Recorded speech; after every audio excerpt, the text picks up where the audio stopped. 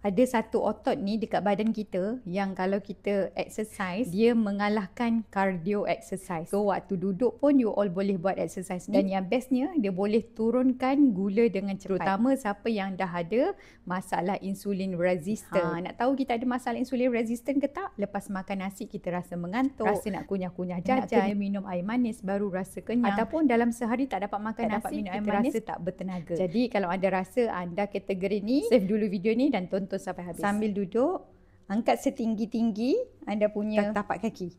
Okey, sebab kita nak tackle soleus muscle, otot dekat peha betis. Buat macam ni. Boleh lakukan seberapa banyak mungkin dan setinggi yang boleh. Jantung kita terpaksa kerja keras untuk pam darah, untuk bekalkan glukosa yang diperlukan untuk gerakkan otot ni. Jadi automatik glukosa yang berlebihan lepas anda makan nasi akan digunakan untuk bakar, untuk ni lah, dibakar untuk kegunaan otot. So ni tips yang mudah dan dilakukan dekat Houston tahun 2022 oleh research sebuah universiti ni. Jadi research ni membuktikan bahawa inilah salah satu exercise yang mudah kita yang alami sedentary lifestyle yang banyak duduk dekat kerusi, yang jarang bergerak, masa nak exercise kan. So di samping tu, kalau anda nak boostkan lagi hormon insulin supaya rajin bekerja lebih baik daripada biasa, anda boleh top up juga dengan inositol. Dan yang penting, bantu ATP pusat tenaga sel anda. So siapa yang dah semakin menginjak usia ni, kualiti sel dah menurun banyak kan. So ni salah satu favourite saya lah. Saya punya ni dah nak habis dah. So just tablet ni, one tablet kunyah sekali sehari selepas makan.